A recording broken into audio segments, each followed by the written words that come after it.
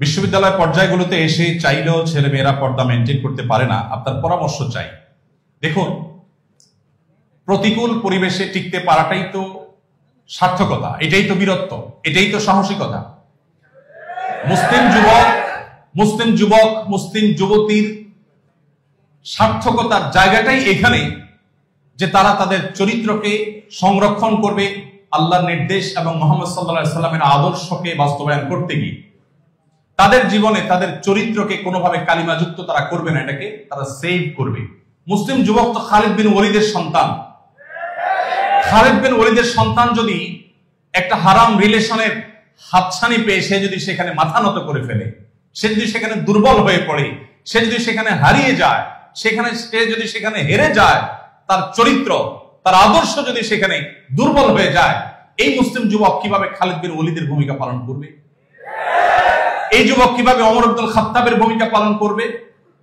ভাইরা আমার, আমি একটি কথা প্রায় বলার চেষ্টা করি, স্রোতের তালে গা ভাসাতে কোনো যোগ্যতার প্রয়োজন হয় না, স্রোতের বিপরীতে চলতে যোগ্যতার প্রয়োজন হয়।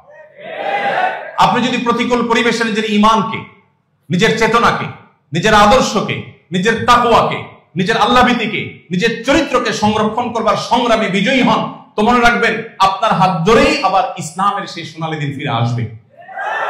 মনে রাখবেন আপনি সেই যুবক, যে যুবককে নবী করিম সাল্লাল্লাহু আলাইহি সাল্লাম বলেছেন শাবুন নাশা ফি ইবাদাতিল্লাহ, আরশের নিচে কিয়ামতের ভয়াবহ দুর্বিষহ দিনে আল্লাহ রাব্বুল আলামিন যে শ্রেণীর যুবককে ছায়া দিবেন, সেই শ্রেণীর যুবকদের অন্তর্ভুক্ত হওয়ার সুযোগ তো আপনাদের। কারণ প্রতিকূল পরিবেশে প্রতি মুহূর্তে আপনার নিজের সঙ্গে নিজের সংগ্রাম করতে হয়, যুদ্ধ করতে হয়। এই যুদ্ধে জয়ী হওয়া নির্ভর করে আপনি মুসলিম হিসাবে জান্নাতি হবেন কি জাহান্নামী হবেন। এই যুদ্ধে জয়ী হওয়া নির্ভর করে আপনি কি মুসলমানদের সোনালী দিন ফিরিয়ে আনতে পারবেন কি পারবেন না। এই যুদ্ধে জয়ী হওয়া নির্ভর করবে যে আপনি কি আল্লাহর কাছে সেই প্রিয় পাত্র মুসলিম যুবক হতে পারছেন কি পারছেন না। এই যুদ্ধে জয়ী হওয়া না হওয়াটার উপর নির্ভর করে আপনি কি ওমর ইবনুল খাত্তাবের ও আদর্শের উত্তরসূরি হিসেবে নিজেকে প্রতিষ্ঠিত করতে পেরেছেন কি পারেন। মনে রাখবেন, মুসলিম যুবক মুসলিম যুবতীর বুকের মধ্যকার সকল ভালোবাসা সে সারা জীবন জমিয়ে রাখে তার বৈধ জীবন সঙ্গী সঙ্গিনীর জন্য। আর আদর্শিকভাবে দেউলিয়া যে যুবক, সে তার ভালোবাসাকে যত্রতত্র রাস্তাঘাটে, রেস্টুরেন্টে, ট্রেনে, বাসে, বিভিন্ন জায়গায় অজায়গায় সে ব্যবহার করে তার জীবনের পরম ভালোবাসা প্রদর্শনের সময়টাতে তার ভালোবাসার পুঁজিতে সে টান করতে দেখে। অতএব মুসলিম যুবক তার চাইতে সুখী আর কেউ হতে পারে না যদি সে মুহাম্মদ সাল্লাল্লাহু আলাইহি সাল্লামের আদর্শকে ধারণ করে তার চরিত্রকে সে হারাম সমস্ত রিলেশন থেকে বাঁচিয়ে রাখে।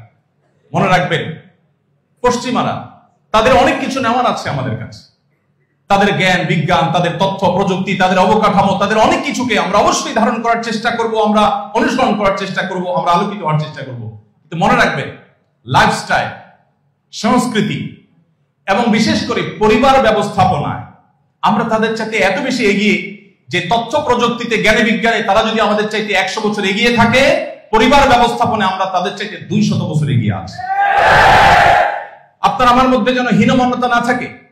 আমার সমাজে সন্তান তার বাবা মাকে যতটা ফিল করে, তার সমাজে সেটা কল্পনাও করা যায় না। আইআইসির প্রোগ্রামে বিসি মহোদয় আমাকে তার জীবনের একটি গল্প শোনাচ্ছিলেন খেতে বসে। তিনি বললেন যে আমি ইউকেতে থাকাকালীন সময়ে গবেষণার জন্য যখন গিয়েছিলাম, তখন এক ভদ্রলোক এসে, ইউকের এক মানুষ, তিনি এসে, বৃদ্ধ লোক, তিনি এসে আমাকে বললেন, জানো আজকে আমি অনেক হ্যাপি। কেন? কারণ আমার ছেলে তার বিয়েতে আমাকে দাওয়াত করেছে। ছেলের বিয়ের দাওয়াত পেয়ে বাবা খুশি, যে ছেলে চাইলে আমাকে নাও বলতে পারতো, কিন্তু সে আমাকে দাওয়াত করেছে, অনার করেছে। আমরা মুসলমানরা সেই সমাজে বাস করি যে আমাদের বাবা মা ছাড়া আমাদের বিয়ের কথা আমরা কল্পনা করতে পারি না।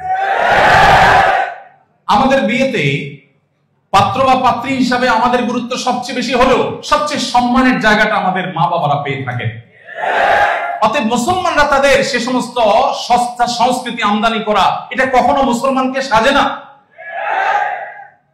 আমি আবারও শ্রদ্ধার সাথে বলছি, তাদের কাছ থেকে নেওয়ার অনেক কিছু আছে, কিন্তু সংস্কৃতি নয়। আমার নিজস্ব সংস্কৃতি আছে।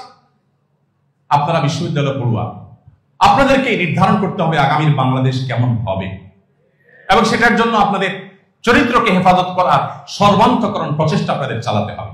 এই প্রতিকূল পরিবেশে আপনাকে সংগ্রামী জীবন যাপন করতে হবে, নিজের বিরুদ্ধে নিজেকে সংগ্রাম চালাতে হবে যে আমার চরিত্রকে আমি কোনোভাবে কালিমাযুক্ত হতে দেব না।